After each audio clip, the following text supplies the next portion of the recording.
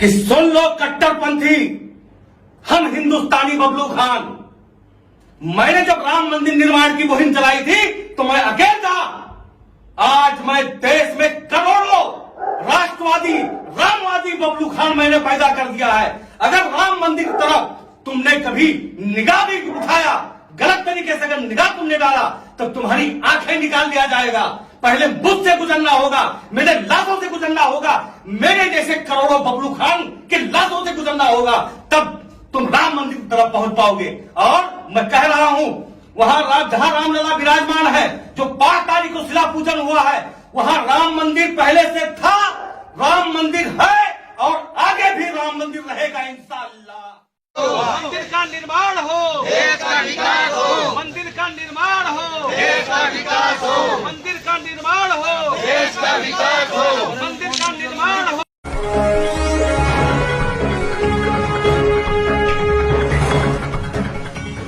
मैं हाजिर हूँ प्रियंका पांडे। आप देख रहे हैं इंडिया समाचार का खास प्रोग्राम जनता की अदालत, जिसमें हमने आज आमंत्रित किया है एक ऐसी शख्सियत को जिन्होंने जात धर्म जात पात हर चीज को, हर भावनाओं से परे ऊपर उठकर काम किया है। जी हाँ, इन्होंने एक मिसाल कायम की है और इस मिसाल कायम करने के लिए हम इनको शुक्रिया भी करते हैं। तो आज हमने आमंत्रित किया है अपने स्टूडियो में बहुत ही खास मेहमान बबलू खान जी। तो आपसे रूबरू हो गए हैं बबलू खान जी। बबलू खान जी, आपका बहुत स्वागत है हमारे स्टूडियो में।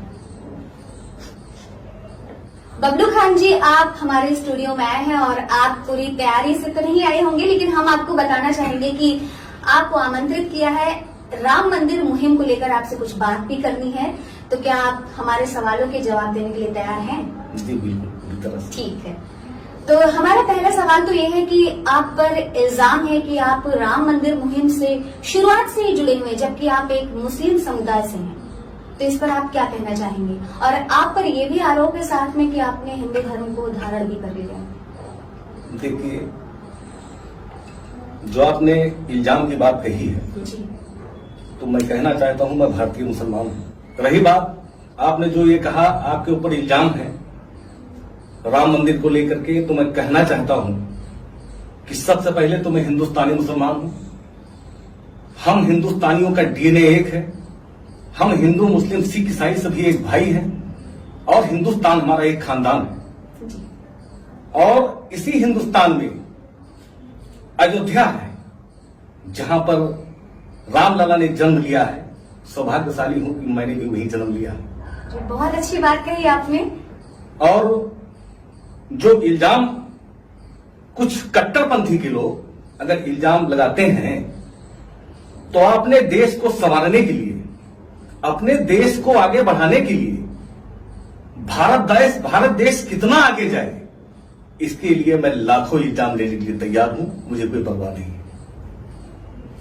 जी, और हमारा सवाल ये भी है कि हमने जैसा कि पूछा कि लोग कहते हैं, खबर भी आई है, कुछ लोगों का मानना भी है कि आपने हिंदू धर्म को अपनाया है। तो इसमें कितनी सच्चाई है? देखिए, लोग क्या कहते हैं क्या नहीं कहते हैं, हम उसको नहीं, हमको न तो सुनना है न देखना है। मैंने पहले भी कहा मैं हिंदुस्तानी हूं। हमारे हिंदुस्तान में हिंदू मुस्लिम सिख ईसाई सभी का अलग अलग धर्म है, लेकिन उसके पहले हम सबसे पहले हिंदुस्तानी हैं। और हिंदुस्तान में मैं जितना सम्मान दरगाह का करता हूं, जितना सम्मान मैं अपने वली का करता हूं, जितना सम्मान मैं अपने धर्म के अनेक हिस्सों का करता हूं, तो उससे कहीं सम्मान मैं अपने हिंदू भाई के धर्मों का भी करता हूं। जी। अब इसके लिए लोग अगर ये कहें कि मैं हिंदू हो गया हूं, तो मैं कहना भी चाहता हूं, सिंधु के इधर सब हिंदू, मैं हिंदू मुसलमान। वाह वाह, क्या बात कही आपने। बहुत आपसे एक सवाल है कि क्या आप मुस्लिम कट्टरवाद से नहीं डरते? मुस्लिम समाज में जो धर्म है, मुस्लिम धर्म, इसको कट्टरता के चश्मे से देखा जाता है। इसके बारे में आपका क्या कहना है? देखिए, कुछ चंद लोग हैं जो हमारे मुल्क से मोहब्बत ना करके और हमारे मुल्क में अमन चैन बिगाड़ने के लिए उनको विदेश से फंड मिलता है। जी, विदेशों से उनके लिए व्यक्तिगत पैसा आता है, तो वही कट्टरपंथियों को छोड़ करके बाकी मुझे किसी से खतरा नहीं है। हम हिंदुस्तानी सब एक हैं। आज मैं बताना चाहता हूं, अभी हाल में ही राम मंदिर निर्माण का मुहिम मैंने कई वर्षों से चलाया। अगर सब के सब कट्टर होते तो हजारों लाखों की संख्या मेरे साथ मुस्लिम समाज, जहां पे रामलला का जो मंदिर के लिए जो पत्थर रखा हुआ है उसमें हमारे साथ हजारों की संख्या में हमारे मुस्लिम, हमारे आलिम मेरे साथ वहां पर काई साफ करने न आते। तकलीफ है तो उनको तकलीफ है जो विदेशों से फंड लेकर के हमारे मुल्क को बर्बाद करना चाहते हैं, पाकिस्तान से मिलकर के हमारे देश को तबाह करना चाहते हैं। तो उनसे तो मुझे भी दिक्कत है और मेरे देश को भी दिक्कत है। मुझे विश्वास है अगर मेरा देश सुरक्षित है तो मैं भी सुरक्षित हूं। ऐसे कट्टरपंथियों से मैं डरने वाला नहीं। और बबलू जी, साथ में मैं ये भी देख रही हूँ कि आपने भगवा धारण किया है, जो कि हिंदू धर्म से बहुत इसका खास रिश्ता है। तो आप इसके बारे में क्या कहना चाहेंगे?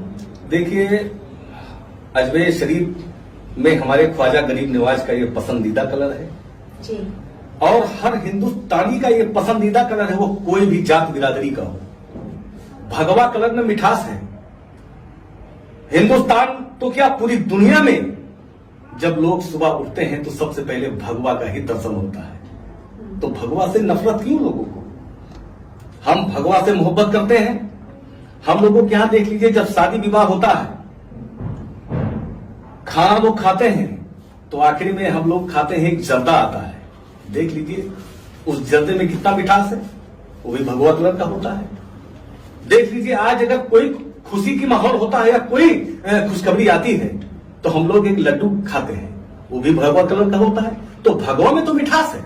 कौन कहता है भगवा गड़बड़ है? जो कहता है भगवा गड़बड़ है तो मैं कहना चाहता हूं उसको तो दुनिया ही छोड़ देना चाहिए, क्योंकि सबसे पहले भगवा का ही दर्शन होता है। जी, बहुत अच्छा उदाहरण दिया आपने। जब आप राम मंदिर मुहिम से जुड़े तो आपको अपने समुदाय से किस प्रकार की समस्याओं से जूझना पड़ा था? देखिए, आजादी के बाद से राम मंदिर निर्माण की लड़ाई के बारे में हमको जानकारी मिली और हमने अपने तमाम आलिम से भी पूछा कि जिस जगह पे राम मंदिर और बाबरी मस्जिद का विवाद चल रहा है तो क्या वास्तव में वहां पे नमाज अदा किया जा सकता है? तो आलिम भी यही कहे कि विवादित स्थान पे हम लोग नमाज अदा नहीं कर सकते हैं। अच्छा, जब आप राम मंदिर मुहिम से जुड़े थे तो उस समय आपकी एज क्या रही होगी? देखिए, मैं तो राम मंदिर निर्माण की मुहिम कई वर्षों से जुड़ा हूं। इस समय मेरा 40 वर्ष है एज। हमको ये नहीं पता है कि मैं कितने दिन से जुड़ा हूं, मतलब कितना मेरा उम्र होगा। बस ये है कि हम इतना जानते हैं, मैंने अपने आलिम से पूछा कि विवादित स्थान पे उन्होंने कहा नमाज अदा नहीं किया जा सकता है और हमारे कुरान और हदीस में लिखा हुआ है खून बहाकर इबादत कबूल नहीं। तो कुछ लोग, कुछ चंद लोग अपनी दुकान चलाने के लिए राम मंदिर और बाबरी मस्जिद की लड़ाई लड़ रहे थे, जो कि मैंने पहले भी कहा है कि राम हम हिंदुस्तानियों के पूर्वज हैं, हम हिंदुस्तानी सब राम के वंशज हैं। तो कहीं न कहीं से हमारे राम को न्याय मिले और उन मक्कारों का दुकान बंद हो जो राम को टेंट में और अपना महल में रह करके, वो चाहे हिंदू समाज का हो चाहे वो मुस्लिम समाज का हो, इससे तो सिर्फ राजनीति हो रही थी। इसमें कहीं न कहीं से हमारे देश का बहुत बड़ा नुकसान हो रहा था, बहुत बड़ा नुकसान हो रहा था। हिंदू मुस्लिम की जो दूरियां हैं इसकी बिल्कुल खाई तैयार हो गई थी, नफरतों की खाई तैयार हो गई थी। तो मैंने भी कसम खाया कि अपने राम को, अपने पूर्वज को न्याय भी दिलाऊंगा और हिंदू मुस्लिम की जो नफरत की खाई है इसको मैं जड़ से खत्म करूंगा। इसीलिए मैंने राम मंदिर निर्माण की मुहिम चलाई। राम मंदिर पर अगर बात की जाती है तो मुस्लिम समाज में एक नेता है ओवैसी, वो फ्रंट लाइन के नेता माने जाते हैं। अगर उनकी बात न की जाए तो फिर शायद बात ही बेकार होगी। तो उनका कहना है कि वहां पर मस्जिद थी, मस्जिद ही रहेगी, और वो निमंत्रण में भी नहीं आए, शायद उनको बुलाया भी गया था। तो इसके बारे में आप क्या कहना चाहेंगे? देखिए, जो हमेशा राम के विरोध में खड़ा हो तो हमको तो लग रहा है कि निमंत्रण देने के बाद वो कैसे आएगा, कैसे राम से निगाह मिला पाएगा, वो राम से कैसे निगाह मिला पाएगा। रही बात ओवैसी की, तो मैं कहना चाहता हूं ओवैसी अब जात पात की राजनीति करना बंद कर दे। ओवैसी मुस्लिमों को बेवकूफ बनाना बंद कर दें। ओवैसी मुस्लिम के हित की बात करें। ओवैसी भारत देश के हित की बात करें, ओवैसी नफरत की राजनीति ना करें, क्योंकि अब हमारा मुस्लिम समाज राम को अपना पूर्वज मान चुका है, तो अब ओवैसी के झांसे में हमारा समाज आने वाला नहीं है। वक्त आएगा तो हमारा यही मुस्लिम समाज ओवैसी को जवाब देगा, जरूर जवाब देगा। अगर मुस्लिम समाज उनको पार्लियामेंट पहुंचा सकती है तो वही मुस्लिम समाज उनको टार पट्टी भी पहुंचा सकती है। इसका जवाब बहुत जल्द मिल जाएगा ओवैसी को। और आपने इतनी मेहनत की और इतना संघर्ष झेला, लोगों की इतनी बातें सुनी, इवन आपके ऊपर जो आरोप भी लगाए गए, इतने इल्जाम लगाए गए आपके ऊपर, हम जो खबर के मुताबिक हमको पता चला कि अटैक भी हुआ है इस चीज को लेकर, इस संघर्ष को लेकर, आपने इतनी तत्परता दिखाई और आखिरकार वो दिन आया कि भूमि पूजन और राम मंदिर का शिलान्यास का वो दिन आया, वो बहुत ही खूबसूरत और शुभ दिन आया। लेकिन आपको इसमें बुलाया नहीं गया, आपको आमंत्रित नहीं किया गया, जिसका जो दर्द है वो हम समझ सकते हैं। तो क्या ऐसा है आपको नहीं बुलाया गया? कहीं ऐसा तो नहीं कि ये बात चलकर आपको आगे भी, जो आपने इतने संघर्ष के दौर में इतने मेहनत की है, अपने जीवन को उसमें आपने झोंका है, तो ऐसा तो नहीं है कि इस बात का कोई डर है या फिर इसमें कुछ सच्चाई है कि आगे चलकर आपको दरकिनार कर दिया जाए? देखिए, हमने अपने पूर्वज राम का मुहिम चलाया। हमारे राम लला टेंट से निकलकर महल में जा रहे थे और वो 5 तारीख मेरे परिवार के लिए और मेरे लिए, जब से पैदा हुआ हूं उस 5 तारीख तक और उस 5 तारीख से लेकर जब तक मेरी इंतकाल ना हो जाए, वो 5 तारीख मेरे लिए जीवन का सबसे महत्वपूर्ण तारीख था। रही बात मुझे बुलाया नहीं गया, तो इसका मुझे कोई मार्क नहीं है। मैं घराती हूं, घरातियों को कोई बुलाता है क्या? मैं तो बरातियों का सेवा करने के लिए वहां बैठा था। मैं बरातियों का सेवा करने के लिए बैठा था कि आज हमारे रामलला को न्याय मिला। आज वो अपने टेंट से निकलकर महल में जा रहे हैं और कई पैगंबर में एक पैगंबर हमारे राम भी हैं। अपने मंदिर के साथ साथ हमारे पैगंबर अपने महल में भी जा रहे थे, तो हमको इसका कोई चिंता नहीं है। मुझे निमंत्रण क्यों दिया जाए? पहली बात तो घर में निमंत्रण किसी दिया जाता नहीं है। मैंने राम के लिए संघर्ष किया है ना।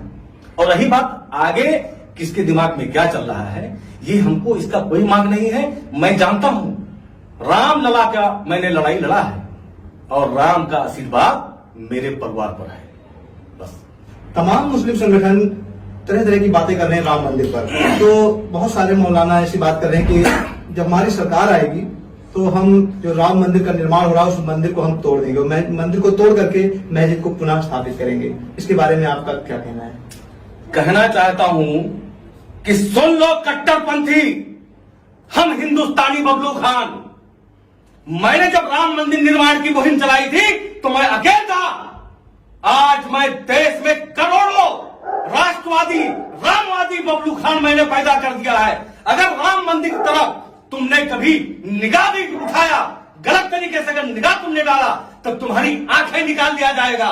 पहले बुद्ध से गुजरना होगा, मेरे लाशों से गुजरना होगा, मेरे जैसे करोड़ों बबलू खान के लाशों से गुजरना होगा, तब तुम राम मंदिर की तरफ पहुंच पाओगे। और मैं कह रहा हूं, वहां जहां रामलला विराजमान है, जो 5 तारीख को शिला पूजन हुआ है, वहां राम मंदिर पहले से था, राम मंदिर है और आगे भी राम मंदिर रहेगा इंशाअल्लाह। बहुत बड़ी बात आपने कही। बड़ी बात। और इस प्रकार से अगर देखा जाए तो आपके रहते हुए कोई भी राम मंदिर को छू नहीं सकता है, सरकार चाहे किसी की भी हो। आप प्रभु श्री राम को इतना मानते हैं, अपना आदर्श भी मानते हैं, जैसा कि ये हमको दिखाई भी दे रहा है और हमारी जनता भी इस बात को देख रही है। तो हमारा एक सवाल बनता है इससे कि क्या प्रभु श्री राम के जीवन चरित्र से आपने अपने जीवन में कुछ उनसे चरितार्थ उनको अनुसरण करने की कोशिश की है या फिर अनुसरण किया है? देखिए, राम के बारे में जो हमको जानकारी हुई है, राम हमारे वो किसी का अहित नहीं चाहते थे, सभी का वो हित चाहते थे। वो किसी जाति धर्म का हो, पक्षी हो, पशु हो, हिंदुस्तान में जितने भी जीव जंत हैं सबसे मोहब्बत करने वाले थे श्री राम। राम जब सबसे मोहब्बत करने वाले थे तो ऐसे राम को मैं कैसे भूल सकता हूं? ऐसे राम से मैं कैसे नफरत कर सकता हूं? ऐसे राम से तो मैं मोहब्बत कर रहा हूं और जरूरत पड़ेगी तो ऐसे राम के लिए हंसते हंसते अपना मैं जीवन समाप्त कर दूंगा। राम और राम सेतु को के अस्तित्व को न मानने वाली कांग्रेस पार्टी के जो महासचिव है प्रियंका गांधी का भी हाल ही में एक बयान आया है राम मंदिर को लेकर। उन्होंने अपने संबोधन में कहा है कि राम मंदिर निर्माण हो रहा है, हम उसका स्वागत करते हैं और राम मंदिर सबका है और राम सबके हैं। इसके बारे में आपका क्या कहना है? मैंने किसी चैनल के माध्यम से मैंने उनको आगाह भी किया था कि पहले तो आपने राम पर राजनीति की, गंदी राजनीति की। देख लीजिए आप कहां पहुंच गए। कब्रिस्तान खुदा हुआ है, उसमें आपको सिर्फ जाना है। मैंने कहा था कम से कम एक बार राम का नाम ले लो, हो सकता है कब्रिस्तान जाने से मुक्ति मिल जाए। हालांकि सत्ता में तो कभी नहीं आएंगे। जिन्होंने राम के प्रति अच्छा भाव रखा, जिन्होंने राम के लड़ाई के लिए पूरा जीवन संघर्ष किया, आज देख लीजिए वो पार्टी कहां है।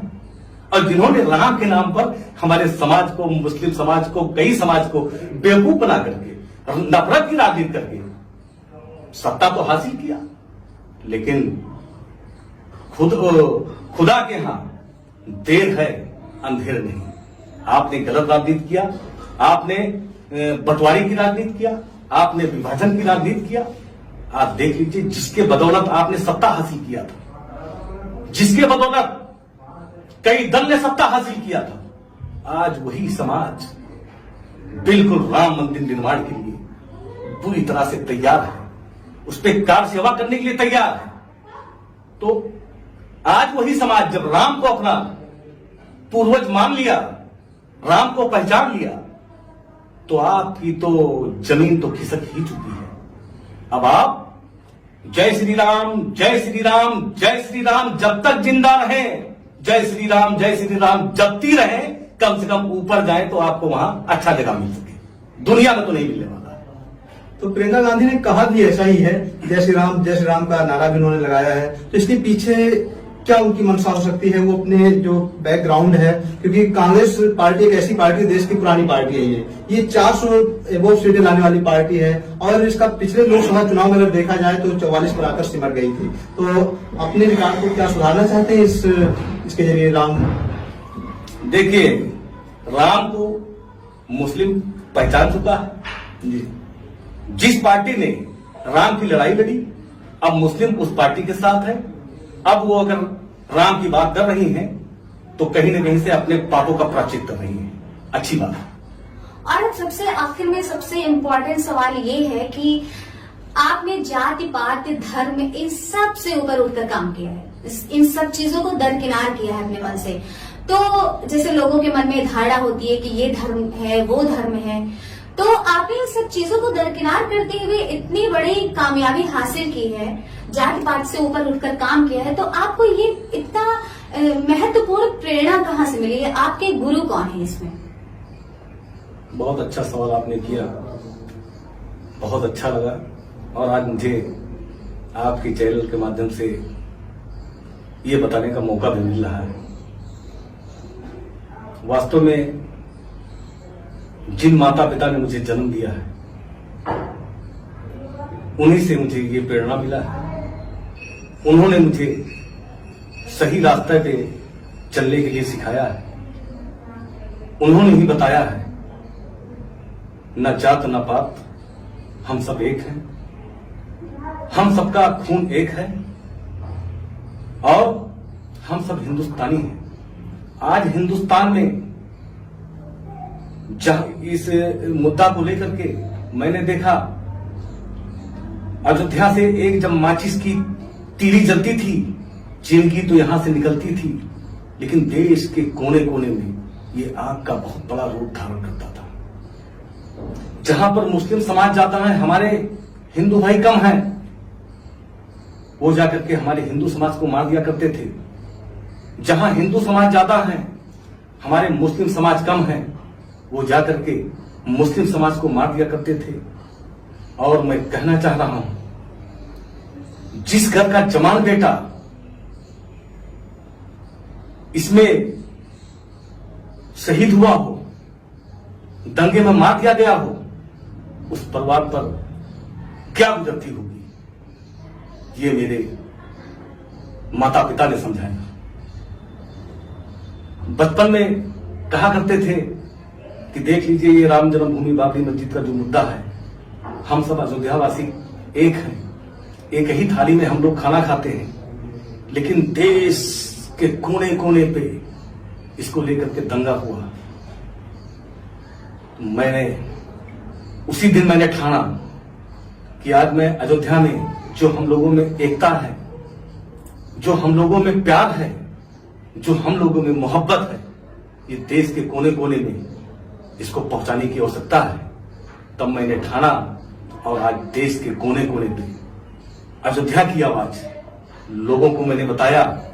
आज हमारे देश के कोने कोने में देख लीजिए इतना बड़ा फैसला भी आया और शिला पूजन भी हुआ, एक चींटी तक कहीं नहीं मिली। तो कहीं न कहीं से आज हमारे माँ और हमारे पिता जो हमको रास्ता दिखाए थे, उसी रास्ते में मैं चला और आज रिजल्ट भी सामने आ गया। इसके लिए मैं जब तक जिंदा रहूंगा, मैं अपने माता पिता के लिए दुआ तो करूंगा और मैं ये भी दुआ करूंगा कि हर माता पिता की मेरे ही जैसे बच्चे पैदा हों, जन्म लें, जो वास्तव में देश में नफरत खत्म कर सके और देश में खुशहाली ला सके। और साथ में मैं ये भी कहना चाहूंगी कि आप जैसे बच्चे तो पैदा हों, लेकिन आप जैसे माँ बाप भी इस धरती पे हमेशा आए, बार बार आए। और आपके माँ बाप से ये संदेश पूरी जनता को जाता है, जनता की अदालत के माध्यम से जाता है कि हर माँ बाप अपने बच्चे को ऐसे ही संस्कार दें जो जिंदगी में आगे बढ़े और जाति पात से ऊपर उठकर इन भावनाओं की कद्र करें। तो हम आपके माँ बाप को अपने इंडिया समाचार न्यूज चैनल के माध्यम से बहुत बहुत धन्यवाद देना चाहूंगी। हमारे इंडिया समाचार के दर्शकों को आप क्या संदेश देना चाहेंगे? देखिए, आपके इंडिया समाचार के माध्यम से मैं दर्शकों को बताना चाहता हूं, जितना मेरे संघर्ष में हिस्सा, जितना मेरे साथ लोग ने जुड़ करके इस संघर्ष में हिस्सा लिया, तो उससे बढ़ करके आपका सपोर्ट मिला। आपने दुनिया को दिखाया, नहीं तो आज मैं संघर्ष करता और मेरा संघर्ष यहीं कहीं दबा रहता और ये आगे तक न जाता और देश में एकता कायम ना होती। तो मैं कहना चाहता हूं आपके चैनल के माध्यम से और आपके चैनल की तरफ से, आपके इंडिया समाचार की तरफ से मैं सभी देशवासियों को बहुत बहुत बहुत बधाई देना चाहता हूं। बबलू जी, आप हमारे स्टूडियो में आए, इसके लिए बहुत बहुत धन्यवाद। और आपने हम सबके सवालों का इतने बारीकी से और इतनी तहजीब से जवाब दिया, इसके लिए भी हम धन्यवाद कहना चाहेंगे। और आप अपने प्रयासों में हमेशा कामयाब हों और अपनी मंजिल तक जरूर पहुंचे। और हमारे इंडिया समाचार की टीम की तरफ से बहुत बहुत धन्यवाद।